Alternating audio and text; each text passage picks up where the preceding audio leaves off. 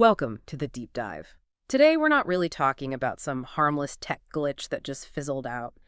We are stepping back right to the edge of the year 2000, and we're looking at the Millennium Bug, Y2K, almost like the biggest Trojan horse ever.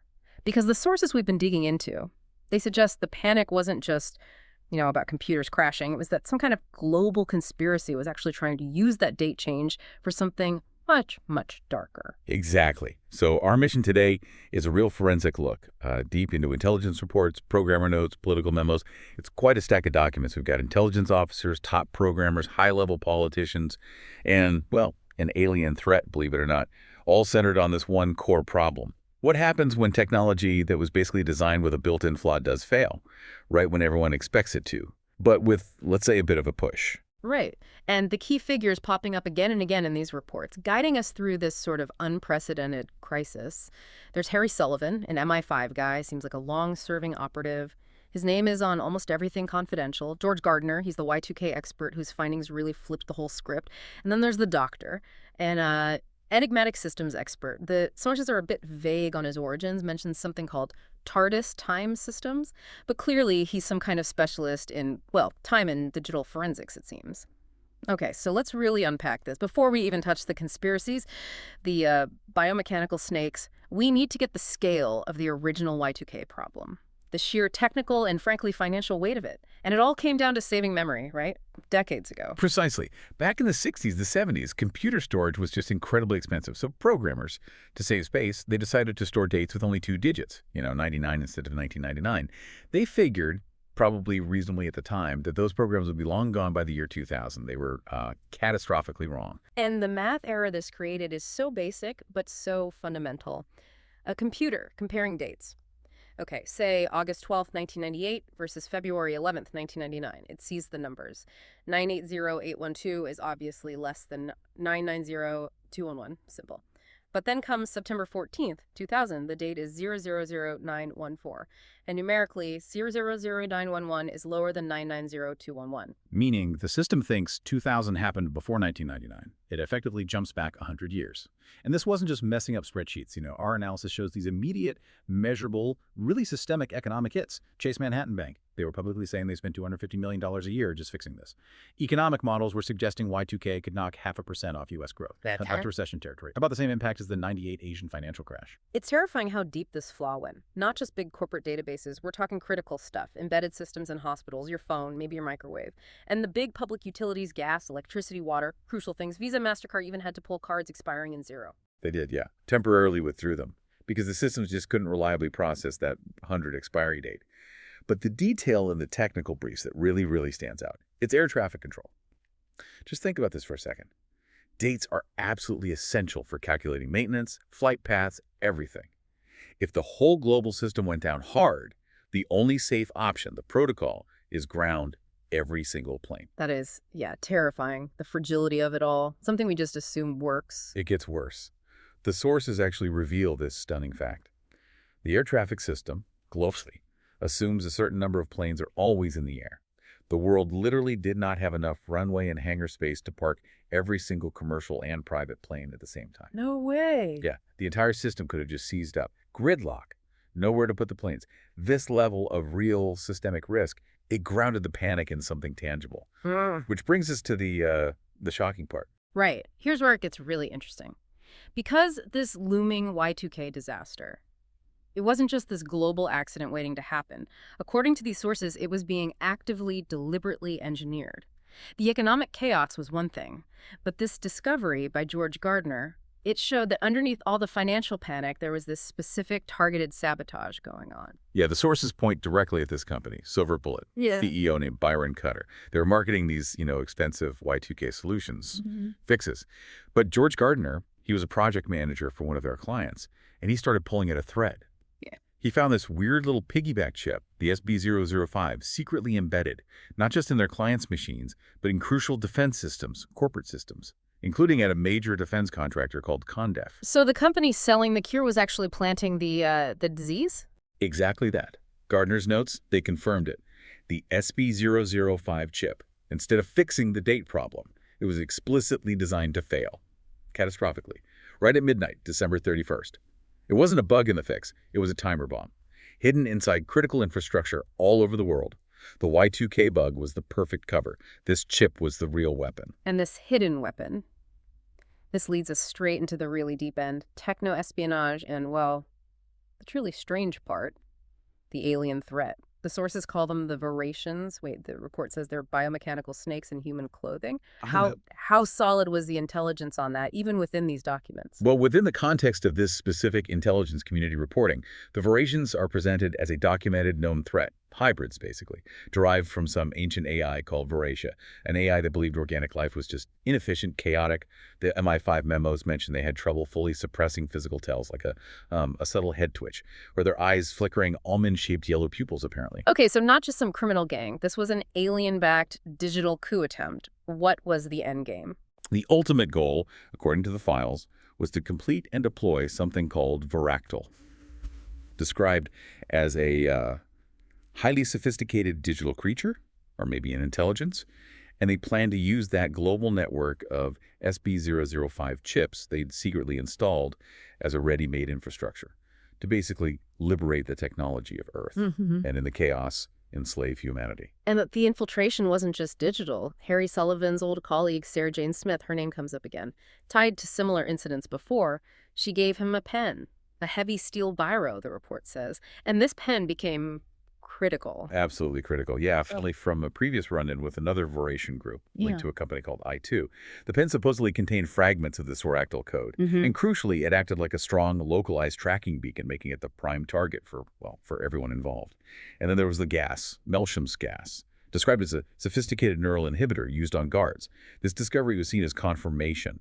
The tech involved was way beyond what Earth should have had then, pointing to, non-human involvement. So this crisis just slammed right into the top levels of government. Military readiness. This wasn't just an IT problem anymore. General Randall, in the UK military, he had to deploy troops before January 1st, locking down communications, utilities, power, water, gas, even nuclear sites, mapping it all out in blue priority zones. Exactly. And while Randall's trying to secure the physical infrastructure, the conspiracy is actually running right inside Downing Street. The Prime Minister, Terry Brooks, was apparently being heavily manipulated by his own special advisor, James Bryant, and by a Voracian operative named Andrea Cave, who was posing as a PR consultant. That manipulation had real-world, terrifying geopolitical consequences too, didn't it? Tell us about the Russian connection. This might be the most chilling part of the whole dossier. Because of the high risk of Y2K failures in older Russian systems, General Randall was forced, essentially, to supply replacement defense gear to Colonel Krimkov's forces in Russia. The fear was genuine. If Russian early warning systems failed, they might think it was a NATO first strike and launch a retaliatory nuclear attack. The intel reports rated the risk of accidental nuclear war as likely. An accidental apocalypse. Wow. But the sheer cruelty of the conspiracy is right there. The replacement gear sent to Russia, the Condiff equipment, it had the sabotage chips, the SB005s. It was a perfect vicious double-cross, even if Russia dodged an immediate accidental launch. The Voracian-planted failure chips guaranteed that the main digital disruption, the Voractal network activation, would still happen across key strategic sites globally, keeping the threat alive, ensuring chaos. And that chaos was synchronized. The sources detail simultaneous failures worldwide. Power outages hit London, Hong Kong, Malaysia. The UK's 999 emergency line overloaded instantly. Petrol pumps failed, so cars just stopped, jamming roads. There's even that chilling story of US C-17A flight carrying special forces to Kyrgyzstan, suddenly flying blind. GPS boards just died, midair. And look how they used information itself as a weapon. This highly targeted disinformation campaign against Harry Sullivan, using a pager-like device to feed his housekeeper, Sylvia Webb, this false story. That Harry wasn't a hero saving the day, but a dangerous terrorist who'd murdered the Defense Secretary, Jennifer Hamilton. The crisis was digital, geopolitical, and deeply personal. Okay, so the final showdown, it needed speed, ingenuity. The doctor figures out the pen is the key, right? Omitting the last bits of the Voractal code he needed to track it, which led them straight to the Silver Bullet HQ set up in Chequers, the PM's country house. That's right, Chequers. And the climax, it's this bizarre mix of high-tech espionage and just absolute absurdity. Harry, Randall, their teams, they get support from a CIA agent, Mike Foley.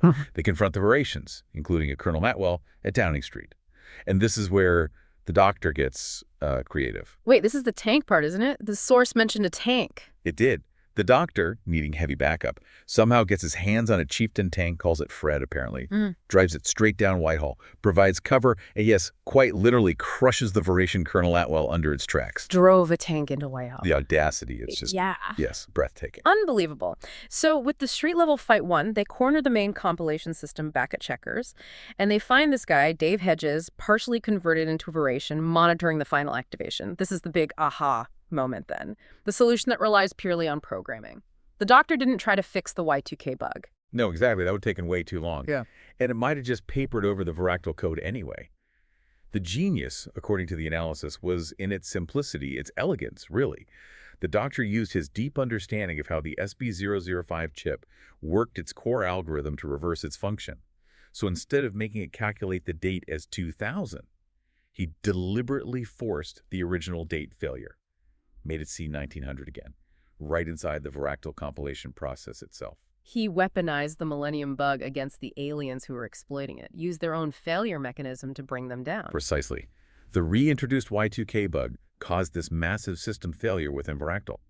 And crucially, it seems to have physically destroyed the Voracians themselves. The sources describe Cutter, Bryant, Cave, the main conspirators, being destroyed by internal combustion fireballs.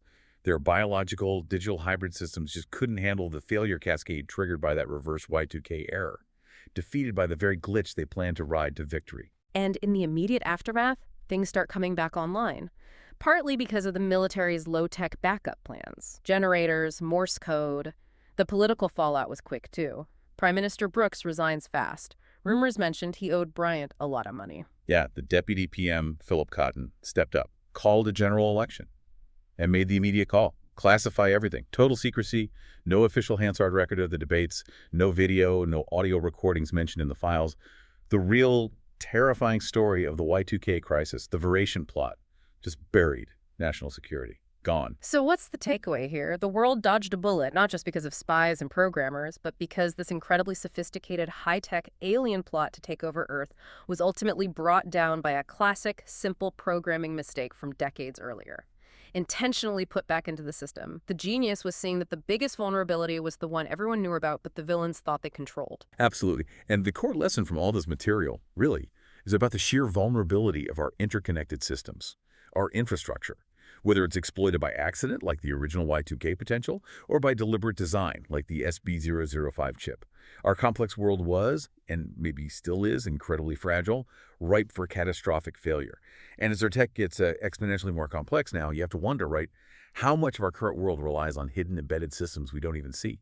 Systems that could be weaponized or just fail spectacularly when the next unforeseen digital cliff edge arrives. And on that slightly unsettling note, we'll leave you with this one last chilling observation pulled straight from Harry Sullivan's final report notes.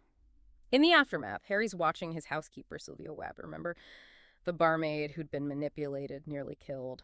And he sees her momentarily sway her head, her face hidden by her hair for a second.